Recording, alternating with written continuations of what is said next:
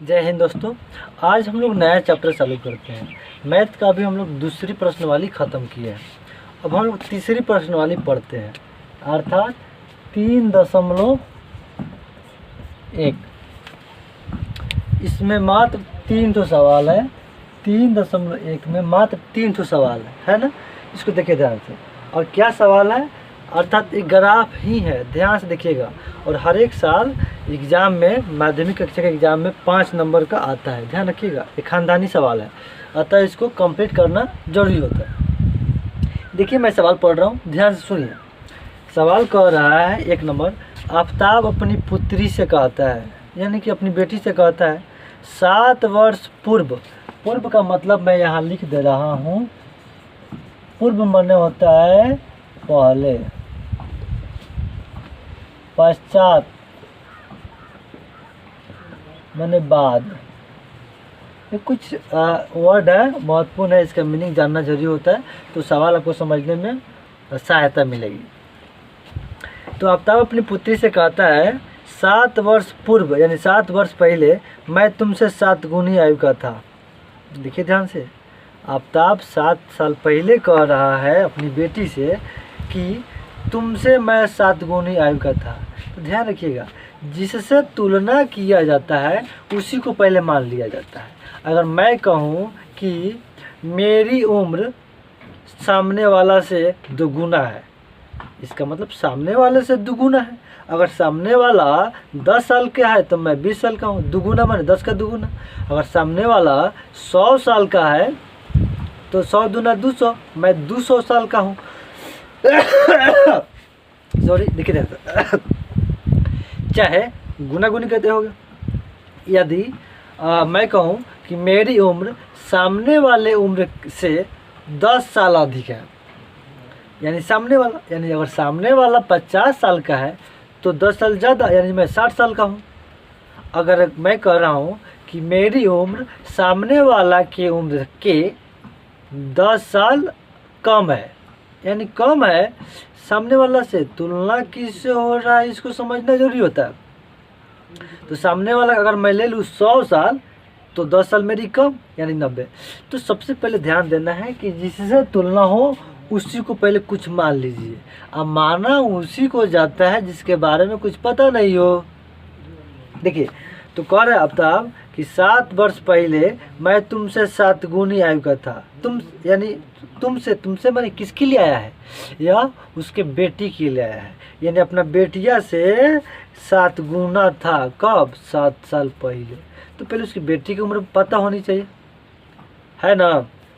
फिर कह रहे अब से 3 साल बाद, बाद मतलब 3 जोड़ाएगा, मैं तुमसे केवल 3 गुनी आयु का। फिर कह रहा है तुमसे, यानी बेटी का, फिर तो 3 गुना आयु का रह जाऊंगा। तो यहाँ वर्तमान पहले उम्र किसका मानेंगे, पहले उसके बेटी का। ध्यान रखिए, तो माना कि यहाँ लिख रहा हूँ, याद दिखेगा ना,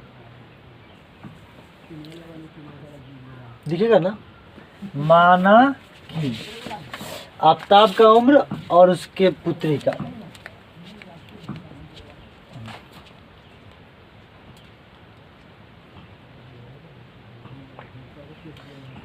आफ्ताब की उम्र X वर्ष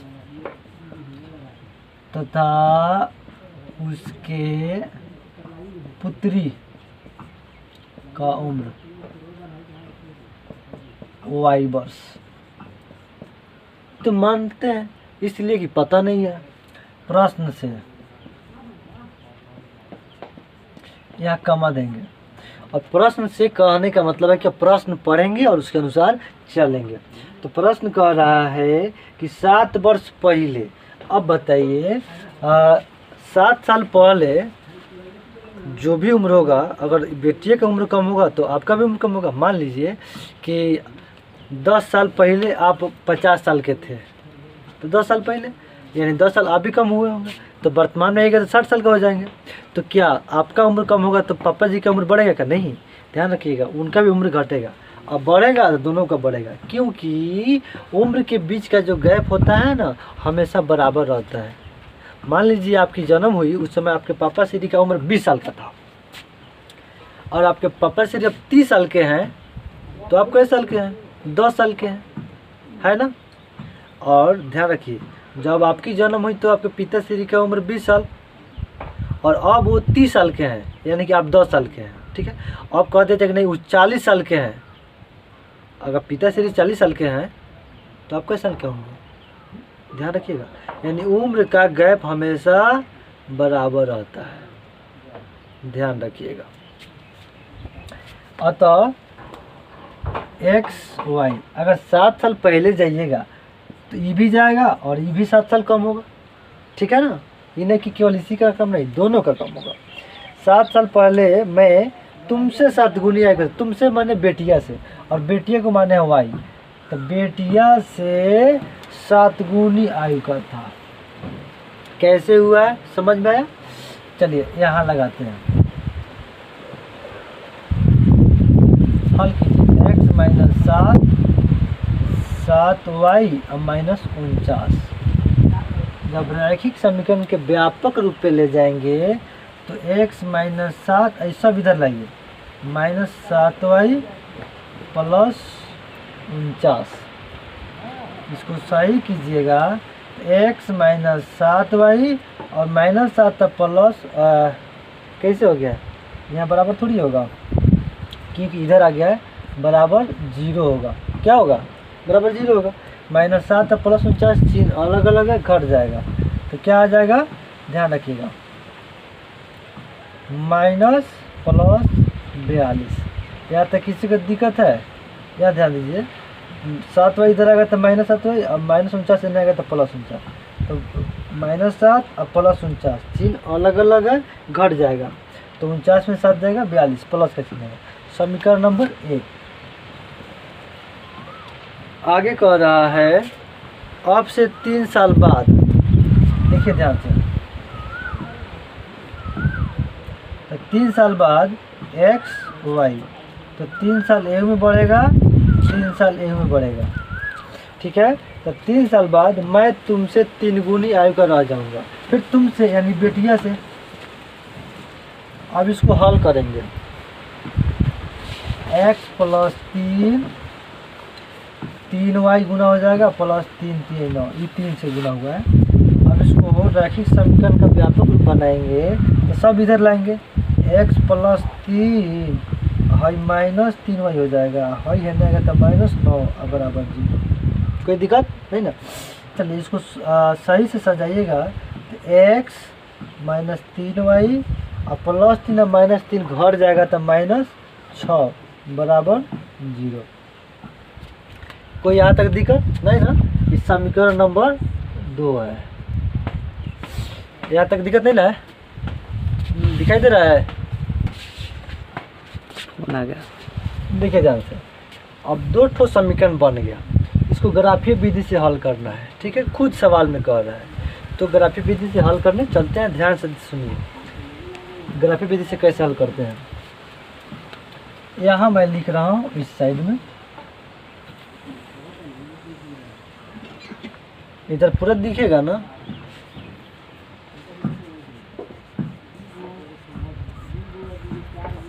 ग्राफीय विधि से देखिए, ग्राफीय विधि से अब ध्यान से देखिए, ग्राफीय विधि से पहले समीकरण 1 लेंगे तब समीकरण 2 लेंगे। चलिए समीकरण 1 लेते हैं। समीकरण 1 को हल करने पर, तो समीकरण 1 लिखिए। समीकरण 1 कहते हैं एक्स माइनस 7 वाई प्लस 42 बराबर 0, यही है। देखिए ध्यान से, जब भी ग्राफिक विधि से हल करिएगा तो पहले समीकरण 1 लीजिएगा। समीकरण 1 लीजिएगा तो पहले या तो इस x का मान निकालिएगा अच्छा y का निकालिएगा। आप आज़ाद हैं, ये नहीं कि वो सर जी आप x का कहीं निकाले हैं, y का कहीं निकाले हैं, किसी का निकाल सकते हैं। चलिए मैं x का निकाल रहा हूँ।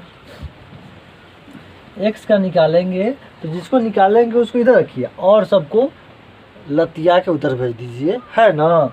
बराबर 0 का 0, जब इसको इधर लाए तो माइनस है तो प्लस 7 आई, प्लस 42 है तो माइनस 42, कोई दिक्कत नहीं ना। देखिए x और ये 0 जोड़ेंगे घटाएंगे कोई फर्क नहीं पड़ेगा, 7 वाई और माइनस 42, ये रहा x का मान। अब इतना जब हो जाएगा तब लिखेंगे इसका मान सारणी, इसका मान सारणी। और जैसे मान सारणी लिखेंगे ना तो इसके साइड में खंड बनाएंगे, ठीक है, ऐसे खंड बनाएंगे। और यह ध्यान रखिए कोई खंड बनाएंगे उतना ही करिएगा। यहाँ x लिखेंगे, यहाँ y लिखेंगे, मात्र 2 को वैल्यू ही रखना है, ज़्यादा नहीं रखना है, काहे कि दिमाग को खराब करिएगा। यहाँ ध्यान रखिए, यहाँ y का रखिएगा तो x का निकलेगा, बात समझने वाली है, ध्यान से सुनिए। यहाँ y का रखेंगे तो x का निकलेगा। अब y का हम कुछ भी रख सकते हैं, लेकिन आप सोच समझ कर मान रखेंगे तो ग्राफ भी छोटा आएगा, अन्यथा ग्राफ का पेज भी तो आप जानते हैं ना। अतः यहाँ मान थोड़ा सोचना पड़ता है कि ज़्यादा बड़ा ग्राफ न जाए, और ऐसा मान रखते हैं कि ग्राफ रखने में दिक्कत ना हो, समझ रहे हैं ना। हालांकि यहाँ 42 है तो कुछ इसी की तुलना में रखेंगे, ठीक है। अगर y 0 रखेंगे तो 7 में 0 से गुना होगा, 0 यानी 42 बच जाएगा। अब बताइए 42 का ग्राफ खींचना थोड़ा मुश्किल लग रहा है, नज़दीक आना चाहिए, है ना। अब मान लीजिए यहाँ हम रख दे कितना, 3 रख दे, तो 3 रखिएगा तो 7 3 का 21, और 21 होगा तो 42 में से घट जाएगा, 21 आएगा। 21 देखिए ग्राफ तो किसी खींचा जा सकता है, रेंज लेके किसी का भी खींचा जा सकता है। तो मैं सोच रहा हूँ कि थोड़ा उसे गैप ही छोटा कहना हो जाए। अब जैसे यहाँ 5 रख देते हैं, 7 5 35, और जब घटेगा तो 7 आ जाएगा। तो छोटा छोटा मान आ रहा है, और छोटा छोटा मान का ग्राफ खींचना बड़ी आसान होता है, ठीक है। क्यों रख रहे हैं, तो यहाँ y का मान मैं रख दे रहा हूँ 5, फिर मैं कर रहा हूँ कोई भी रख सकते हैं मान, तो 5 यहाँ रखेंगे तो 7 गुना 5 35, अब 35 जब 42 में से घटेगा तो -7 हो जाएगा। चलिए उसी तरह यहाँ 6 रख सकते हैं, तो अगर यहाँ 6 रखेंगे तो 7 गुना 6 7 छक 42, और 42 में से 42 घटेगा 0। तो कैसे मान रखे हैं समझ में आ गया होगा। अब उसी तरह समीकरण 1 का जिस तरह हल हुआ है, ठीक उसी तरह समीकरण 2 का हल करेंगे। समीकरण 2 को हल करने पर, यानी समीकरण 2 से, समीकरण 2 है x माइनस 3y माइनस 6 बराबर 0, यही है। फिर यहाँ से भी मनमानी, x का मान निकालिए, y का निकालिए, किसी का निकालिए, x का ही निकाल रहा हूँ। तो 0 -3y यहाँ आएगा तो +3y, और -6 है तो +6। अगला स्टेप देखेंगे तो x बराबर 3y और +6 हो जाएगा, कोई दिक्कत नहीं। अब इसका मान सारणी खींचेंगे, इसका मान सारणी ऐसे जेल बनाएंगे, ऐसे करेंगे, ऐसे करेंगे, ऐसे करेंगे, यहाँ x यहाँ y, ठीक है। अब यहाँ देखिए, अब यहाँ देखिए, यहाँ 42 था तो सोचना पड़ रहा था कि इसमें से जूट घट के छोटा है नंबर, ताकि ग्राफ खींच सके। यह तो छोटा है, यहाँ हम 0 1 2 3 कुछ रख सकते हैं। आप कहेंगे सर यहाँ 17 रख सकते हैं, तो आप सोचिए ना, 17 रखेंगे तो 17 यहाँ 210, और 210 हुआ 6 को 216 को, का 216 का ग्राफ आसानी से आप खींच पाएंगे? खींचा तो सकता है, लेकिन आसानी से नहीं खींच पाएंगे।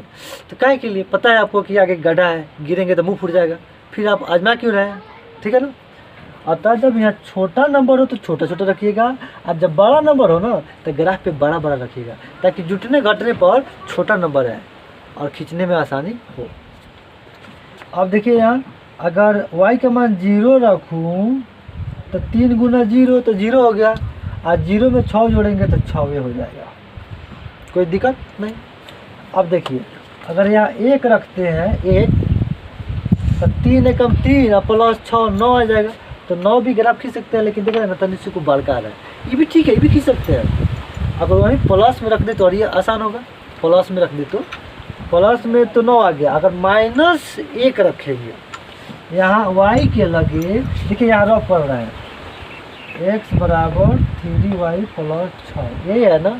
देखिए y की जगह पर -1 रख रहे हैं, तो 3 गुना -1 प्लस 6, तो -3 प्लस 6, चिन्ह अलग अलग तो घट जाएगा, +3 आया, छोटा नंबर आ गया, अतः यह खींचना आसानी होगा। तो क्या रखें y का मान -1, तो आया +3, यहाँ भी कुछ ही नहीं है तो प्लस है, ध्यान रखिएगा। यहाँ तक कोई दिक्कत नहीं ना। समीकरण से मान सारणी तैयार हो गया है, अब इसका ग्राफ खींचा जाएगा, ठीक है ना। यहाँ नीचे लिखेंगे तो दिखेगा यहाँ तक, यहाँ तक। अच्छा, तो इसको थोड़ा रेजर करना पड़ रहा है, इसको रेजर कर देते हैं, फिर अगला इसका ग्राफ खींचते हैं। ग्राफ हम लोग खींचते हैं, ध्यान से देखिए, डरिए नहीं कितना बड़ा मैथ है, डरते नहीं, देखिए प्रोसेस से चलिए ना, स्टेप वाइज, एकदम मैथ आसान हो जाएगा।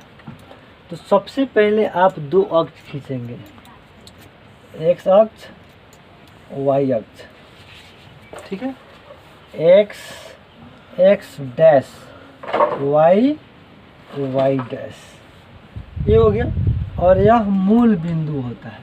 अब इस पे हम कुछ भी दर्शा सकते हैं, देखिए इसमें सबसे ज़्यादा 7 और इसमें सबसे ज़्यादा 6, यानी कि हमको ग्राफ खींचना है अधिकतम 7 तक। चलिए हम इसमें तो 7 तक खींचते हैं, देखिए ध्यान से, 1 2 3 4 5 6 7, 1 2 3 4 5 6 7, यहाँ आ जाएगा 1 2 3 4 5 6 7, 1 2 3 4 5 6 7।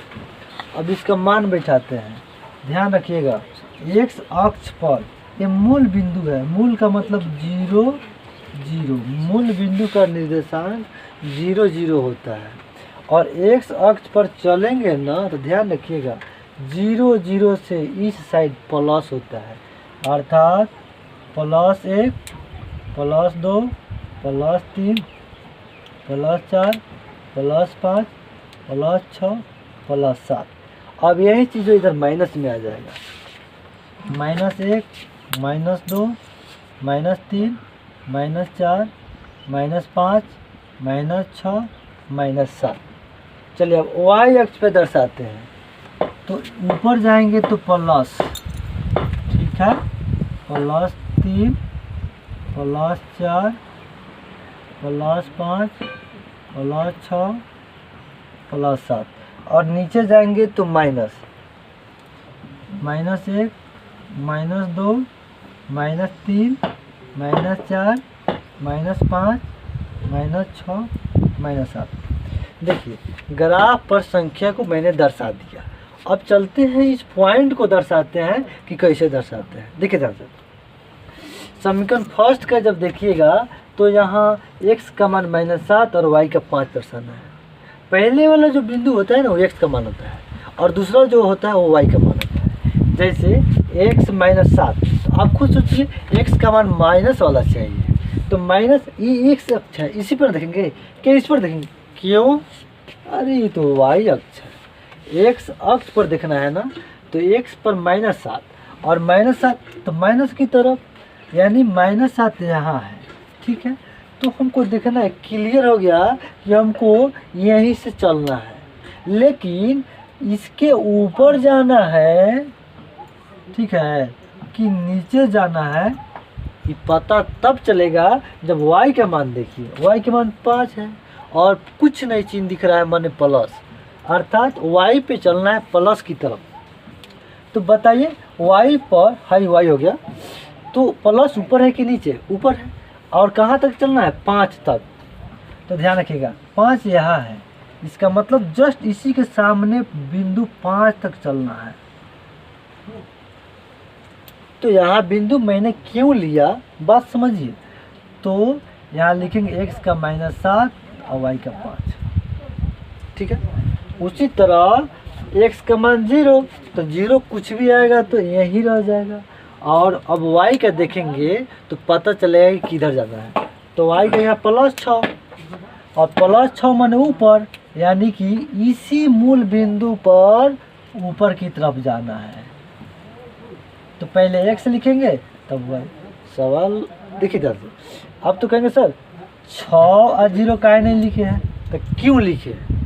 अगर 6 0 मैं लिख दूंगा तो पहले तो वैल्यू x की होती है, उसके बाद y की। तो यहाँ तो x का वैल्यू 0 है, तो पहले 0 ना लिखेंगे क्योंकि x का मान 0 और पहले x होता है। तो यहाँ तो कोई दिक्कत नहीं ना। और इसी पर क्या कर देंगे, दोनों बिंदु को मिला देंगे तो ग्राफ खींचा जाएगा। मैं क्या खींचूँ, मैं अभी फिर यहाँ से खींच रहा हूँ, समझ रहा है ना। तो थोड़ी टेढ़ी मेढ़ी हो सकती है, समझ रहा है ना। और चूँकि बोर्ड पर बना रहा है तो एग्जैक्ट मान नहीं आ सकता है। आप इसको सीखिए, समझिए और ग्राफ के कॉपी पर खींचिए, वही एग्जैक्ट सही होगा, समझ रहा है ना। चलिए मैं खींच रहा हूँ, टेढ़ा हो जाएगा तो मत खींचिएगा, समझ रहा है ना, नहीं तो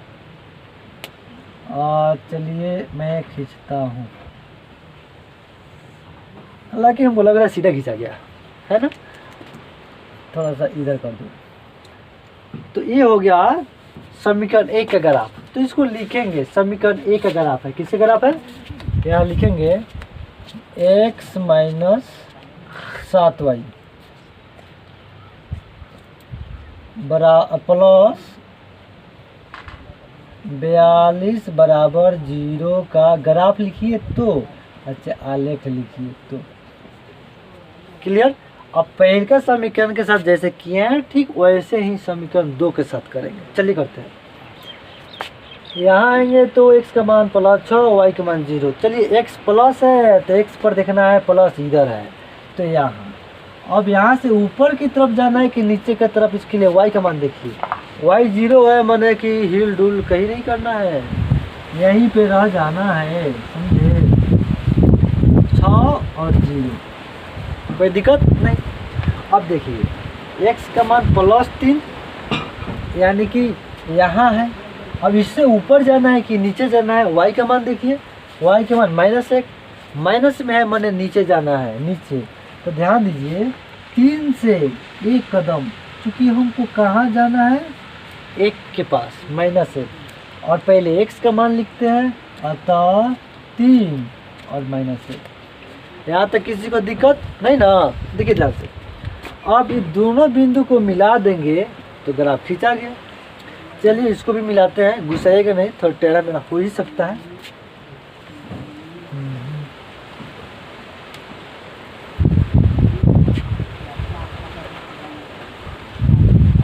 थोड़ा टेढ़ी मेढ़ी हो ही गया है, समझ रहे हैं ना। आप समझिए प्रोसेस और ठीक से खींचिएगा।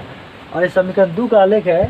समीकरण 2 है x माइनस 3y माइनस 6 बराबर 0 का आलेख।